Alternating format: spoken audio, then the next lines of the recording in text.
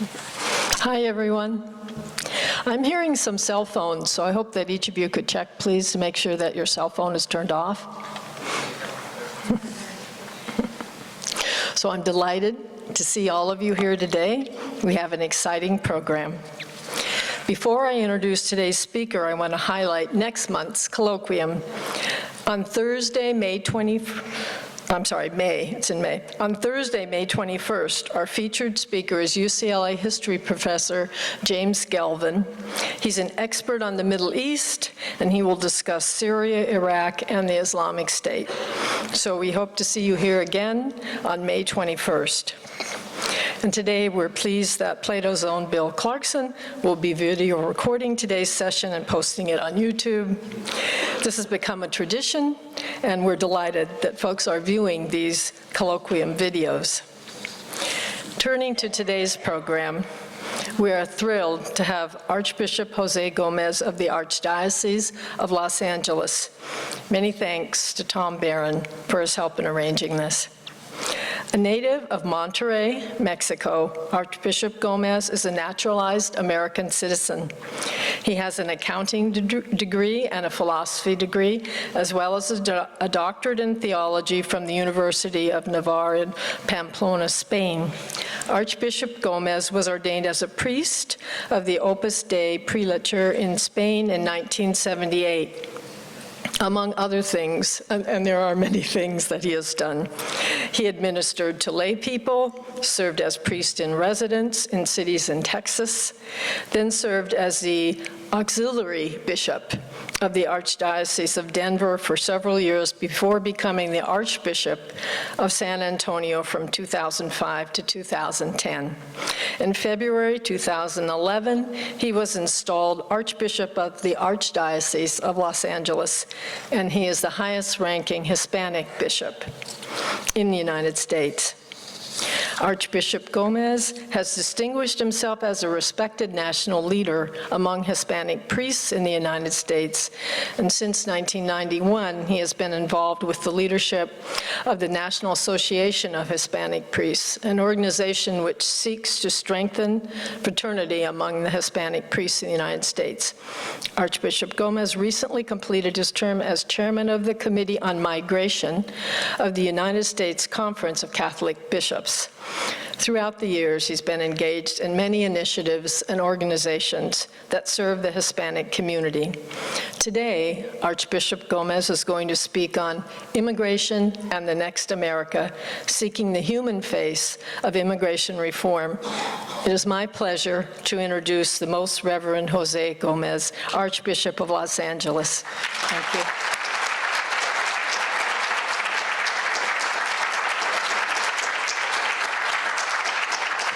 Thank you very much. Good afternoon to everyone. Well, that colloquium in May, it sounds very interesting. I may show up for that topic. I'm honored to be here. Thank you for your gracious invitation. And I want to talk today about a topic that has become one of the great issues of our times, not only for our city and state, but also for America, the issue of immigration. Been working with the immigrants and advocating on this issue for more than 20 years. 2 years ago, I wrote a little book on the subject called Immigration and the Next America. But before I talk about immigration, I thought it might be helpful to talk briefly about the Archdiocese of Los Angeles and what we do in the community.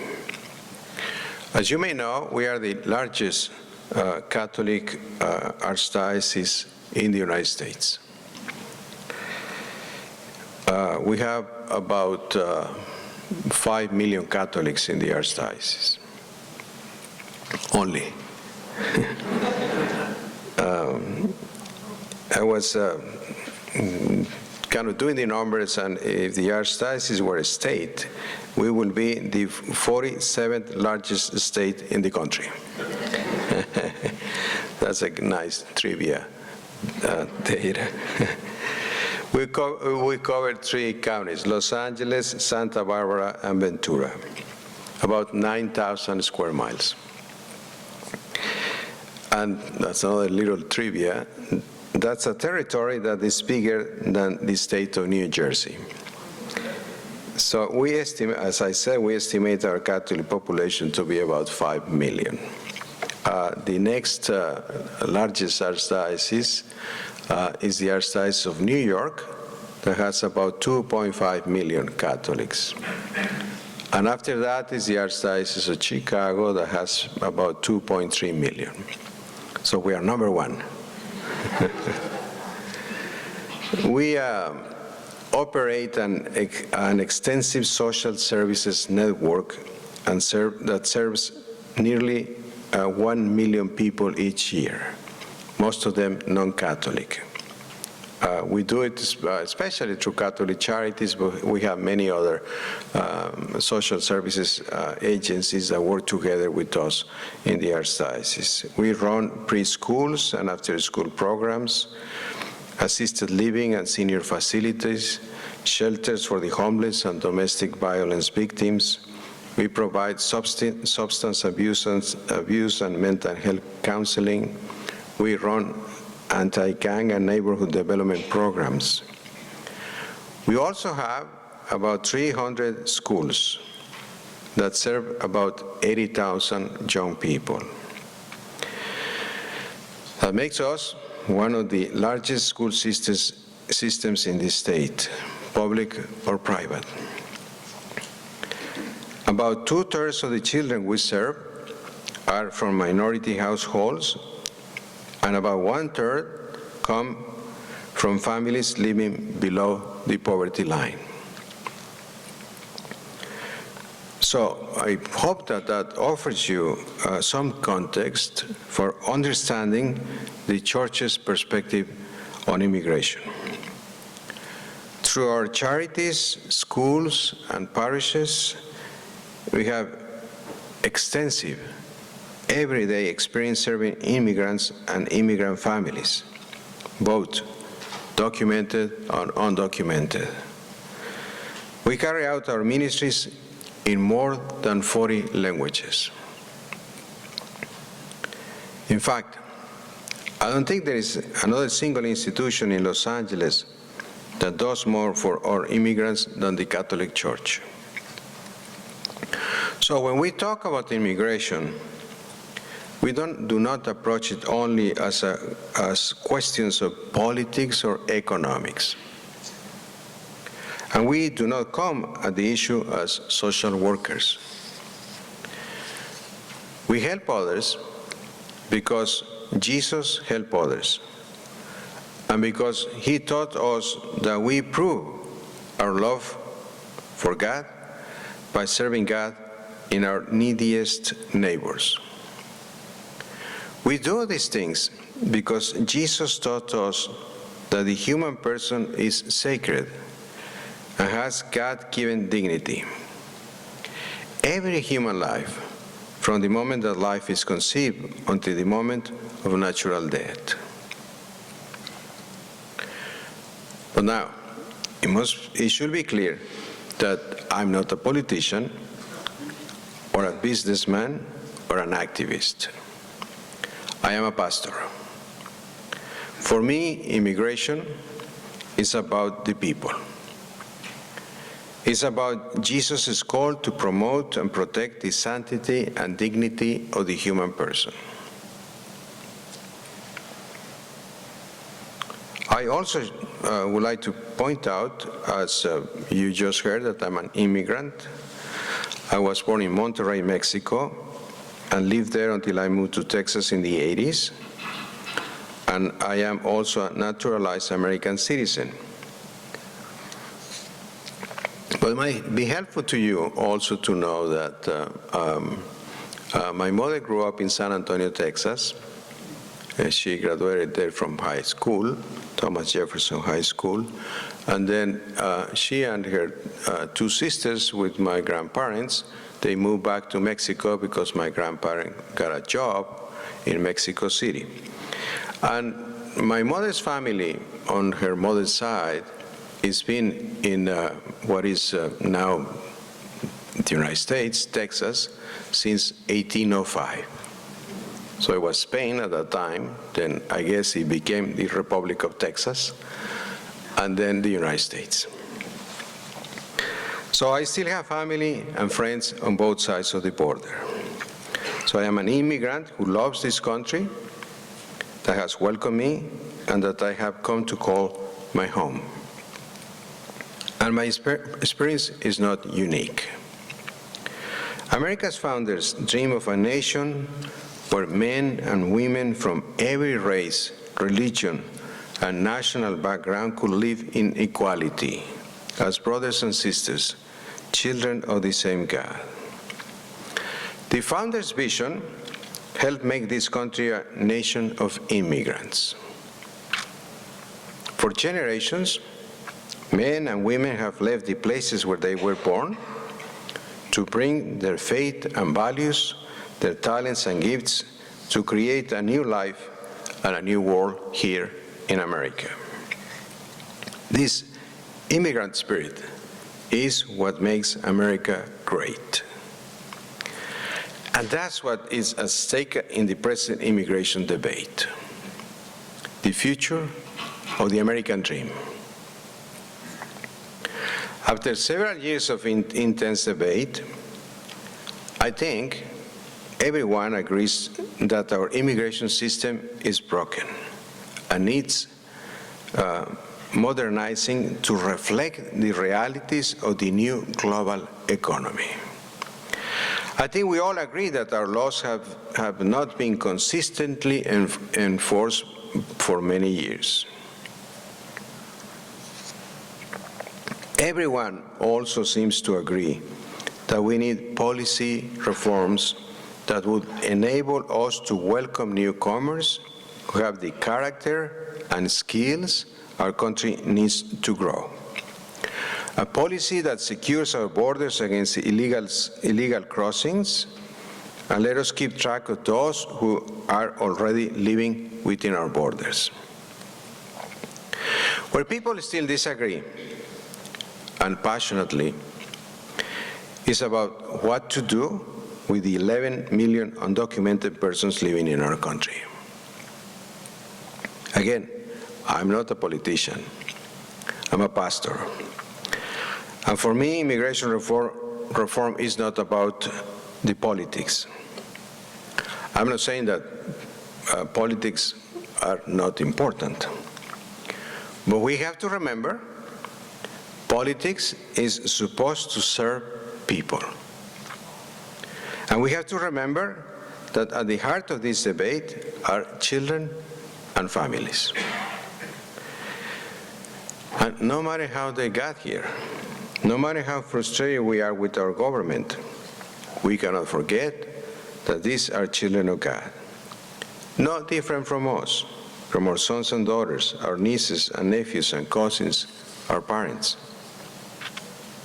Blessed Mother Teresa of Calcutta used to say that everyone talks about the poor, but nobody talks to the poor. I think that's also true about undocumented immigrants. In my ministry as a priest and bishop over the years, in Texas, Colorado, and now in Southern California, I'm talking to immigrants every day. Some of the stories they tell me can make your heart ache. But when you sit down and talk to them, when you really get to know them, you see that they are just men and women like we are, trying to do what is right for their families, for their children. We usually do not think about these people, what they go through, what they have suffered, just to try to give a better life to their children. We don't think about the people who are dying in the deserts trying to reach our borders, or the women and children who become victims of smugglers and human traffickers. And I think, sadly, by our indifference, our inaction, we have allowed a permanent underclass to grow in our society.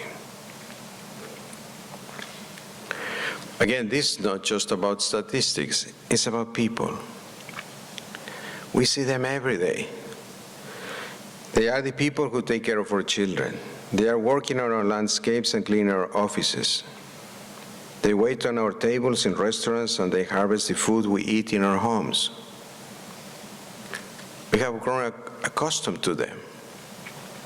Our comfort and our economy depend on these people. They provide millions in tax revenues. But these people are living in the margins of this great country, and they have no rights, no security, no health care. That's sad. And I think it's not right. These are the human faces of immigration reform. And when we look into their eyes, we realize how inadequate our policies are.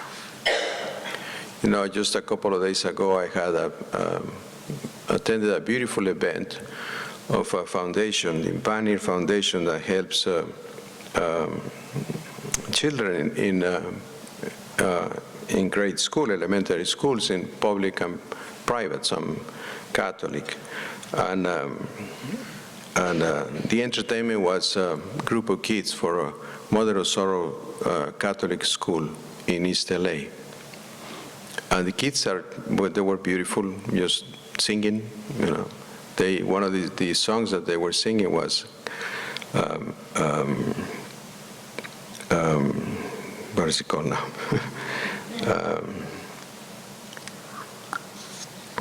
Well, the national anthem, just to give you an example. And it was beautiful to see how these kids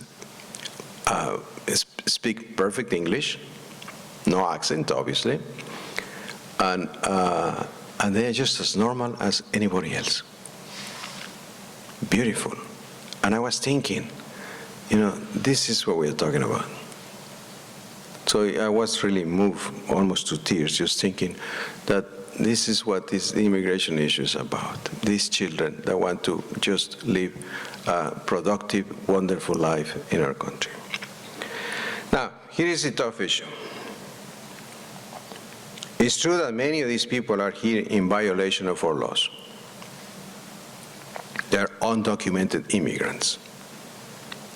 There are about 11 million in the country right now. About 2.6 million in California, by some estimates. This is not good. We are a nation of laws, and the rule of law is important in every society.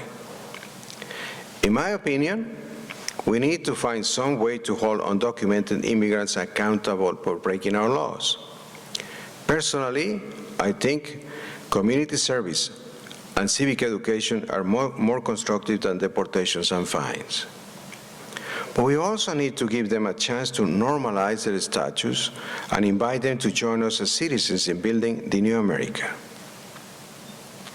The issue is very complicated because the people we want to punish have become our neighbors. Most of the ones that we call illegal, have been living here for 5 years or more. 2/3 have been here for at least a decade. Almost half are living in homes with spouse and children. Again, I'm not a politician or a lawyer, but it seems to me that we need to have some empathy and compassion when we think about this question. First of all, our immigration laws are not easy to understand. I wrote a whole book on immigration reform, and I'm still not sure I understand all of our laws and policies. Second, our government has not been very consistent in enforcing our laws.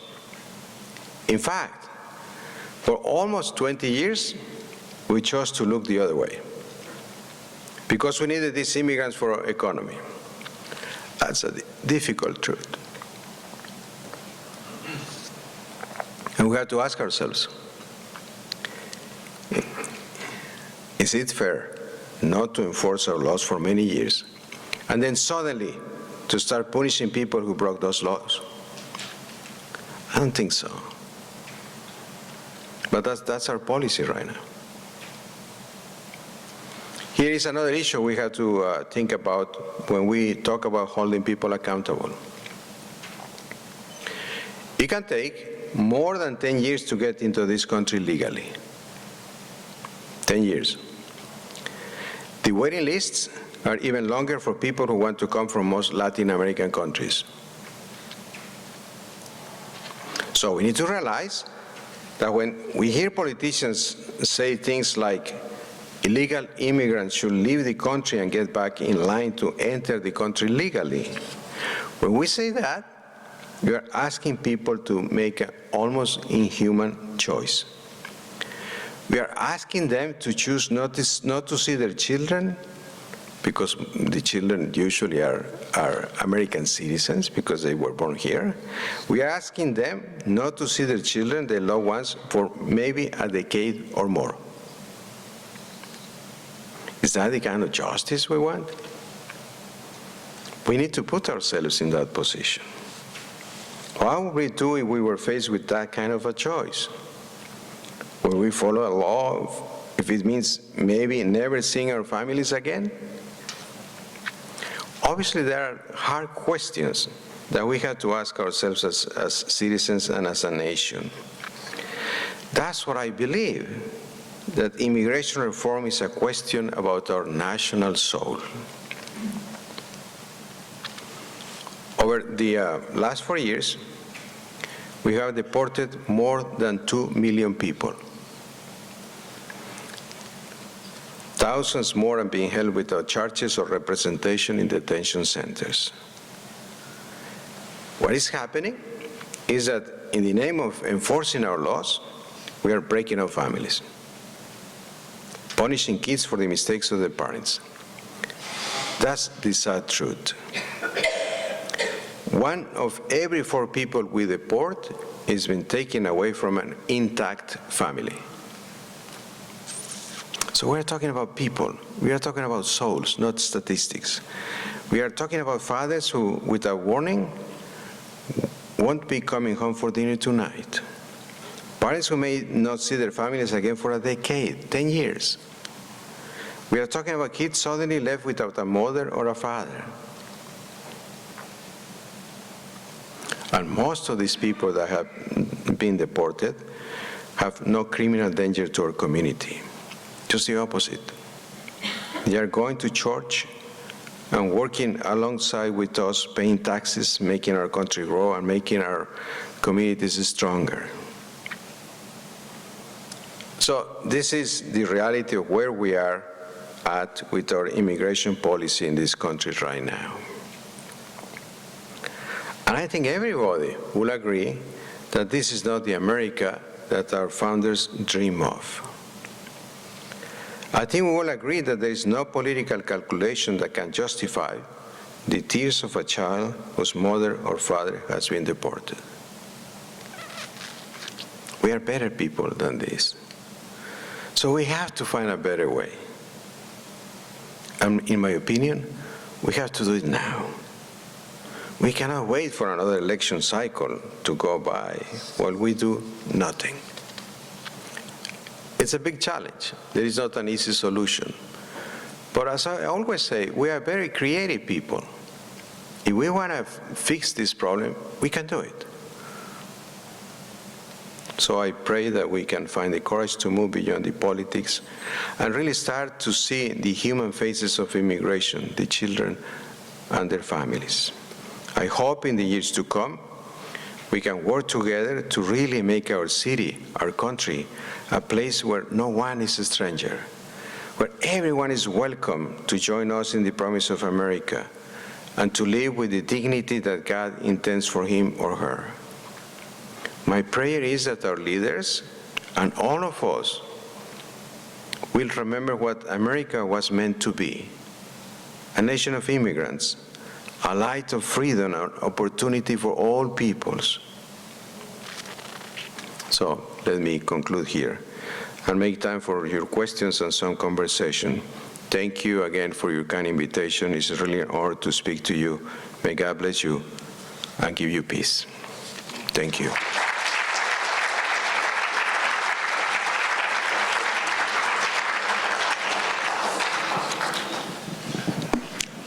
Thank you for a very compassionate approach to immigration. Thank you. We now have our question and answers. So when you ask a question, please stand.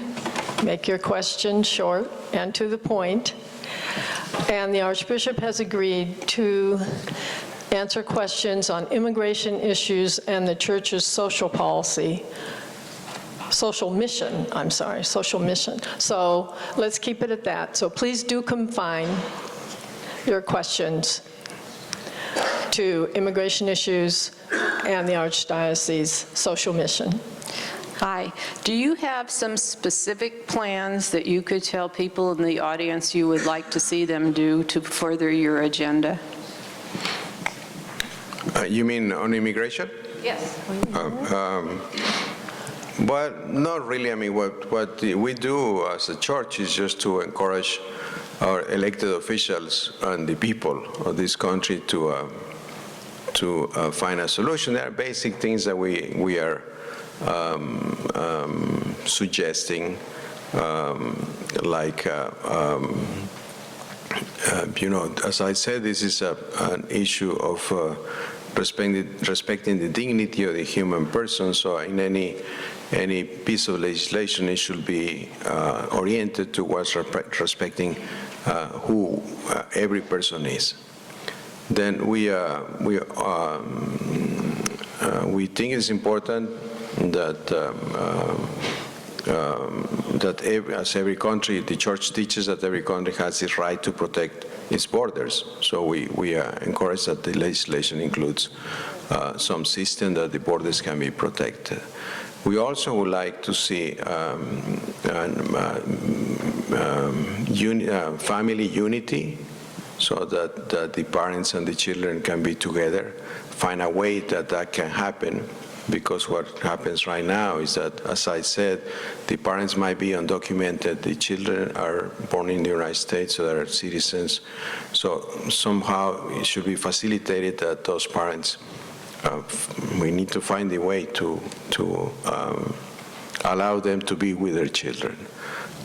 Then also we think it's important to have a path to citizenship, because if not, we are going to create a second-class group of people, because they are not going to have the same rights as everybody else.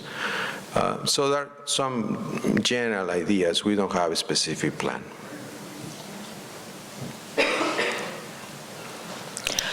Perhaps I could ask a question about human trafficking. You mentioned it. To me, it's one of the saddest things that we see, and we know many people are simply trying to make a better life for themselves. But how would you address that? That's a very good question. Thank you. Just in general, that's a big.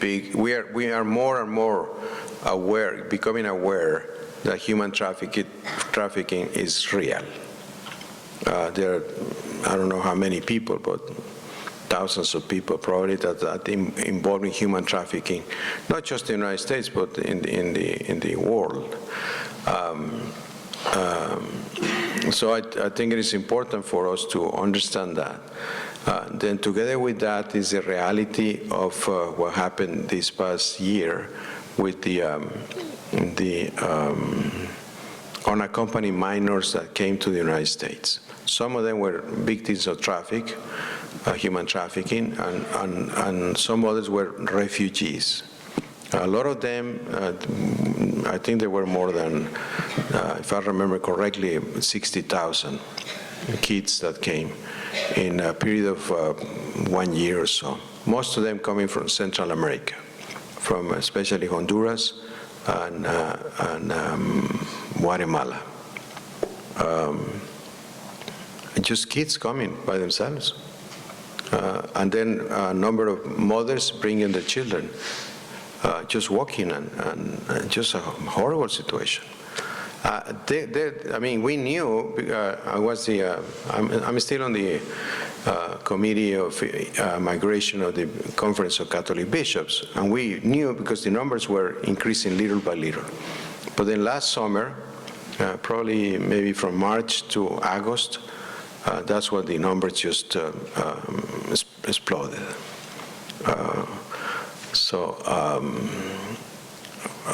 Why were they coming? There are many reasons. First of all, I mean, there are two basic reasons as far as I know. One is poverty. The second one is violence. Those are the main reasons. But then also the drug trafficking, the drug dealers. And then the other reason that is part of is the fact that a lot of these children that came by themselves, they were 14 to 18, more or less, they came here because their parents are here. When their parents came to the United States, obviously illegally, they left their children over there with their grandparents, with their parents, the children's grandparents. And then the kids are 18, 16, 18, so they say, I want to see, they have no future, violence is horrible. They probably think themselves, I want to go and see my parents in the United States. They must have a good life over there. I don't know, I'm just thinking that that's probably what they are dreaming. So they just tell the grandparents, I'm going to look for my parents in the United States. And in a sense, we created that because we don't have a solution for the immigration problem. So it's a big problem. Since then, I think since this past summer, at the beginning of the fall, the numbers have been reduced. Probably there are a couple of thousand kids that still are coming. It's a big challenge. The poverty, I don't know if some of you have been in Central America. The poverty in Central America is just horrible. And the two countries, I think Honduras and I think Nicaragua, are the most violent, are among the 5 most violent countries in the world, where more homicides happen. It's horrible. And obviously, and the United States has dedicated recently a lot of money to try to help with the poverty issue. But then the other side of the coin, and I'll be honest with you all, is unfortunately the corruption in some of those countries. So I don't know what is the solution, but it's a big, big problem. So that's what I think. It is important for us to have a good immigration system that we can really get to know who are the people coming, and when they come, that they become good citizens, because it's going to be almost impossible to solve the problems of every single country out there. It's much better to have a system that we can control in a sense, or at least can help us to see who are the people that are coming and how we can facilitate that people come. I give you an example. If we will have a good system of giving work visas to people that are coming to menial jobs in the United States, service work in the agricultural jobs and all that, we probably will eliminate a great part of the problem. Because all of those people that are coming, they are coming here to work. You facilitate a little bit. Right now, it's almost impossible to get to work in the service jobs in the hospitality industry, just to give you an example. So we will find a way to be able to give, in my opinion, to give them a work visa. It will, I think, facilitate. So we can do it. We can find a way to have a modern immigration system that can help us to help other people and solve the problem. Thank you very much for a very stimulating and passionate talk. It seems that the major objection to immigration reform is coming from a segment of the population in the United States, which is the religious right, the Tea Party, and I wonder if you believe that, if you agree with that. Number two, if there's anything among the religious hierarchies of various religions that are addressing that among your religious leadership. Yes, we are working together with an ecumenical and interfaith coalition to try to help people to understand the issue. We are working on it. It's challenging because I don't think, it's difficult for me to understand what are they trying to do.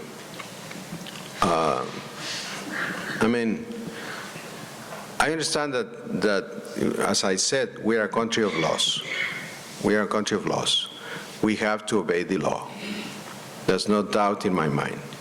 We all agree on that. Well, the fact is that because we were not able to, as I said, enforce the laws of immigration, now we have these 11 million people living here, that we need to find a solution.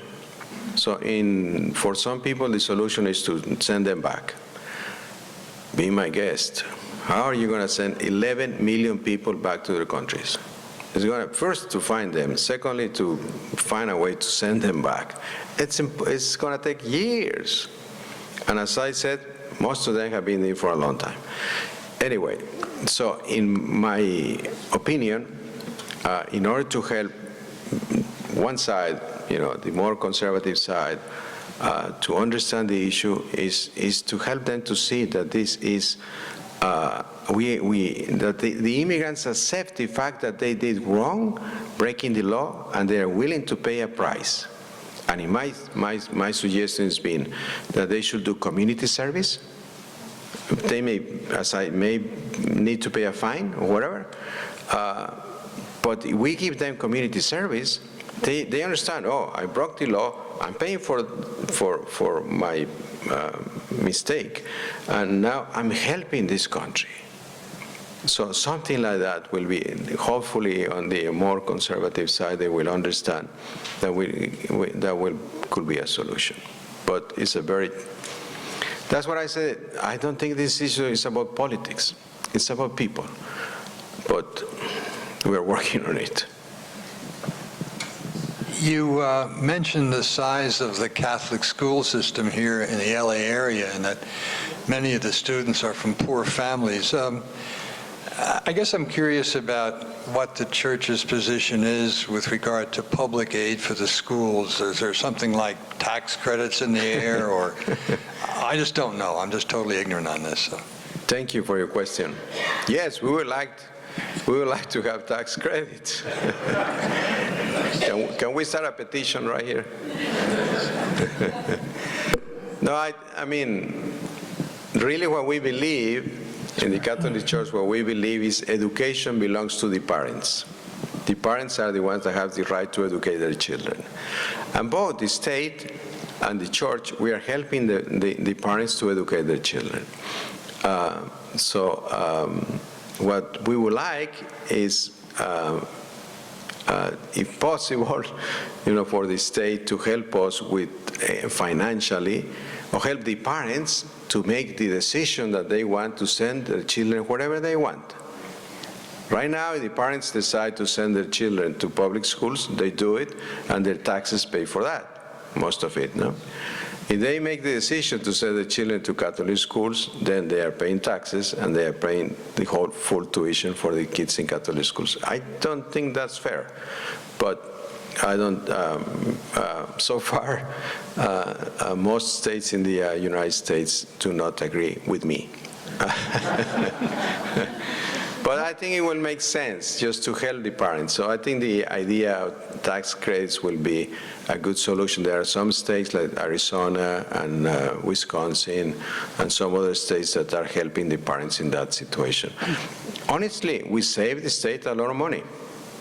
We educate our children,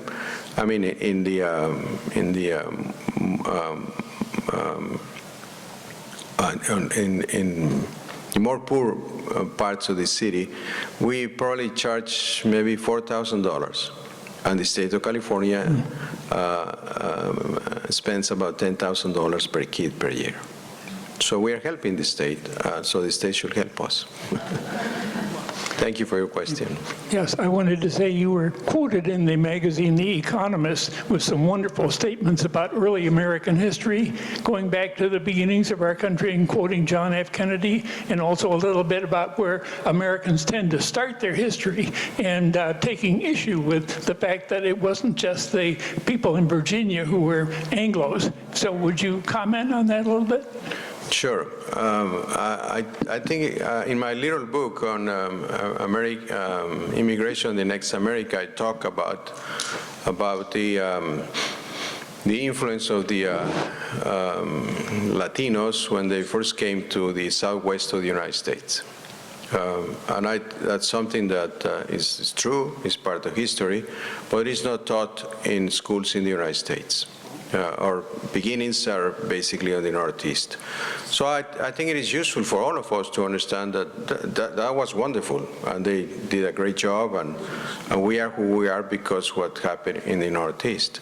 But also part of the history of our country is the Southwest.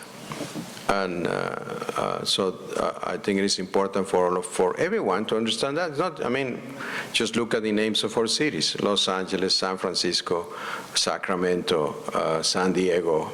I mean, somebody came here that was speaking Spanish. So I think it's important for people to know that.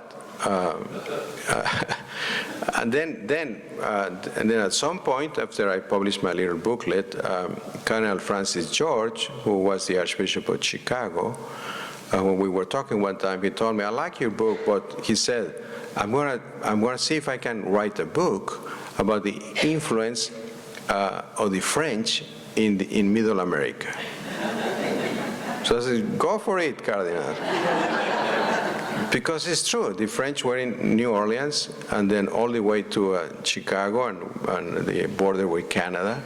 So that's also part of our origins. So I think it's important for everybody to know that since the beginning, everybody, we were together in building up this beautiful country. Thank you for your question. What is the Church doing to help improve the working conditions of undocumented agricultural workers? Thank you for your question. We obviously work with the farm workers and try to support them in some of the issues that they have. It's a very complicated issue because we, as with the issue of immigration, we also work only on basically giving suggestions of policy that our elected officials are supposed to work on. Besides that, our ministries in all the dioceses that I know, California, Colorado, and Texas, give pastoral service, and even through Catholic Charities, human and economic support to the farm workers, especially the migrant workers that come just for a specific period of time. We usually have, the liturgical celebrations. We have priests and volunteers that help them. We even support them with housing and things like that. It's a big challenge, but we are doing all we can in order to support them in both sides, pastorally and in a ministerial way, and also to see what the farm workers as an organization can do to improve the conditions of their members. Along with helping workers, when someone is deported, does the Church keep track of that individual or the individual's family in some way in order to help them? We try to do that when we know that when the members of the family are active in our parishes, and also through Catholic Charities. We support them sometimes financially, sometimes with legal assistance, but a lot of times we don't know. because unfortunately, the system is just that they are caught and they are automatically taken to a detention center or to the border. And sadly, there are no agreements between the United States and Latin American countries on those deportations. So what happens is that they just take them here and drop them down on the other side of the border, which is a big problem. We as a church are trying to work together on the migration committees of the United States and Mexico and other countries to see if we can assist those people that are deported, because once that they are down there, they have nothing. So it's a big challenge. In my opinion, also, the U.S. government should have agreements with other countries to, when they move these people out, that somebody is able to receive them there. Because also a lot of them committed some crimes here. You know? So they're going to do the same over there. So it should be an agreement, but there's none. So what we are trying, we have the whole Mexico and Central America, we have a system of migration committees and communities that are helping some of those immigrants. Can you speak to the extension and improvement of health care among undocumented workers or undocumented immigrants? Thank you for your question. I don't know too much about it, but one thing that if the executive order of President Obama becomes effective, then all of those many more undocumented people are going to be able to apply for, I think, medical. But the executive order of President Obama is in the courts, and it may take 6 months or 1 year. I mean, I think the the executive order was a nice way of President Obama saying we have a problem, but it really doesn't solve the problem, because we need a comprehensive immigration reform, as I was talking about. It's a big challenge. Both sides, if they become documented, because you know we all are going to pay for that through our taxes, because it's the state healthcare system that's going to support them. But the immigrants, believe me, they want to pay taxes. You know, it seems like when you listen to the media, it seems that they don't want to pay taxes. They do want to pay taxes. They want to be productive citizens and make a contribution to this country.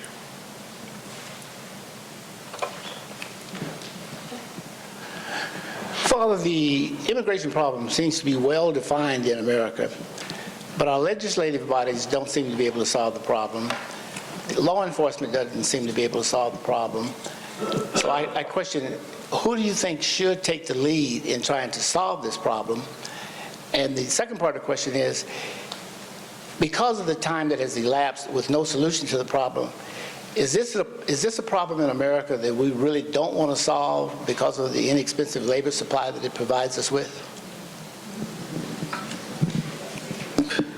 That's a good question.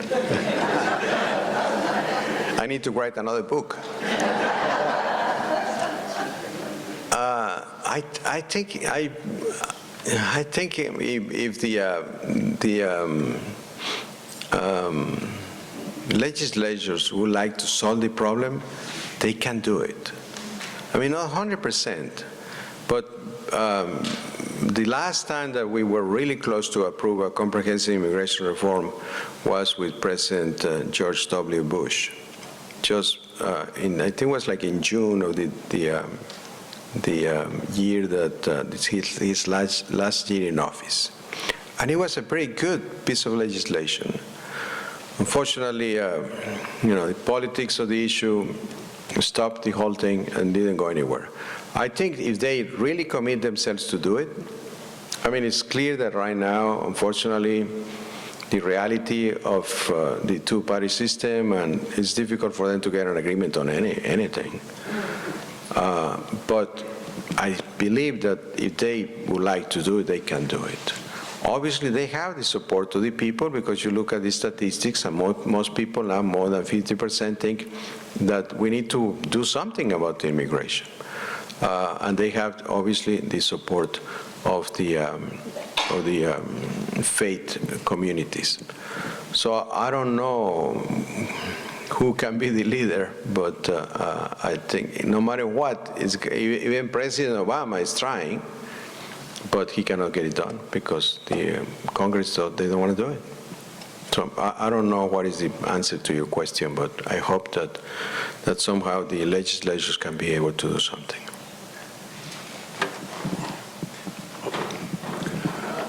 What happens when someone's arrested and they're in prison or in private prisons? Usually, sometimes they can spend a lot of time there before they're deported. Does the church have any program to effectively reach, counsel, and help both them and their families on the outside? We do. What happens to them is that they have the right to see a judge. So it takes time because there are not too many judges that are hired by the government to do that kind of job. So it takes a long time for them to be in a deportation center. And those deportation centers, it's difficult to get in because they are run by private companies, and sometimes they don't allow too many people to go in. But we, as a church, try to be there and provide them with the basic needs that they need, and also with legal counsel. So we have True Catholic Charities and other law offices that would do pro bono work. We bring lawyers, that the lawyers can accelerate the process for the judge to make a decision. So those two things we are doing. I take your point about the violence and the poverty in places like Honduras. Let's suppose there's a family in Honduras that wants to come here because they're very poor and they're concerned about violence for themselves and their children. Two questions. One, should they be able to come here simply on that ground alone because of genuine fear and concern? And second, if they do manage to come here illegally, should they be able to perform community service and be entitled to stay as a matter of right? Good question, thank you. That's a question for probably a legal mind. On the first question of people coming here, they come as refugees, and there are international laws that regulate that. I understand your point. If we say yes, then the whole country is going to come here. So I understand that problem. So I think it needs to be regulated by international law. And I don't know what is the solution for that, but it's a problem. I see it because the violence and the poverty are so bad down there. So what are we supposed to do? I had a long conversation with Governor Brown because he was concerned about the kids coming last summer. And obviously, what we would like to do is the United States should help those countries economically as much as possible and with training. But those countries need to allow themselves to be helped and be honest. And the money and the financial support should go to really improve the reality of their country and their people. That's not always happen. And then I think if they come here as refugees, then the whole situation changes. If they just come illegally, then I think it should be studied by a legal expert and see what are the appropriate punishment for that situation. My suggestion of community service is for all of these people that are already here. That's going to be difficult to deal with them in a legal way. Okay. The question I have is I have to do it. Okay. The question is a practical one. funding for all the social services, the charities. Are you responsible as an archdiocese for supporting everything that happens within your group, or does the church as a whole contribute funds to solve the problems? Yeah, the whole church. I mean, all the people that live in the Archdiocese, all the people that live here, the Catholic Church in general? Yeah. No, they don't. No, they have their own problems. You have such a huge group. Oh, you mean So much help. internationally? Yeah, but every diocese has their own responsibilities. But the people, I have to say that the people in the Archdiocese of Los Angeles are extremely generous. We have a beautiful program that is called Together in Mission that we have every year, that all the money that is raised goes to poor parishes and poor schools. We usually distribute about $15 million every year. And that's just one program. Catholic Charities, every parish, and many organizations in the Archdiocese are funded by the people of the Archdiocese and extremely generous. I mean, it's just beautiful to see how generous people are in Los Angeles. Okay. Go after her. We'll just take these two questions. Go ahead. I know a lot of illegal immigrants, non-legal immigrants, have jobs where they aren't paid for beyond just the basic salary or the fee that they charge, and don't pay taxes and whatever because their employer doesn't take out the money for the taxes. And then there are the immigrants who use somebody else's Social Security card to be able to work, and they pay taxes, but they get no credit for it. And so they get none of the services. And has anybody added up all this free labor and the taxes that don't go back to help these people and say, okay, they've really contributed a lot to our country, and actually done a study on that? That's a very good question. I don't know if there is a study on that. I'm sure that somebody has it. But the rumor that is out there is that the Social Security Fund is still on the black because all of that money. If not, it will be bankrupt by now. So, but I don't have the scientific information about that. But that's a very good point. And I think, as I said, immigrants really would like to pay taxes if they will be allowed to. Okay. I was going to ask almost the same question, except that I was going to add that there are so many working here paying Social Security on a phony number, really, and will not be able to collect. This has been going on for so long, I wonder if Catholic Charities are finding that more and more seniors are left without means or medical care because they cannot apply for Social Security or Medicare, even though they paid in for 20, 30 years. Yeah, I mean, we help them, the seniors and everybody, but the fact is that it's true. What you both are saying is true. These people have been paying taxes in Social Security for a long time, and where is the money? I don't know. I suppose it's the Social Security Fund. Do you know? Okay, this will be the last question. Let me suggest a more radical solution, okay? You said, that the question was raised, well, we could have people from Guatemala, everybody would just pick up and leave and come here. And if we all care about the poor, genuinely about the poor in the world, and Jesus tells us to take care of them, why are you opposed to just letting everybody from Guatemala vote with their feet and come here, move here if they wish to, and then the governments there will have to reform, and we will be better off for their citizenship? All right, that's a deal. Thank you very much. God bless you all.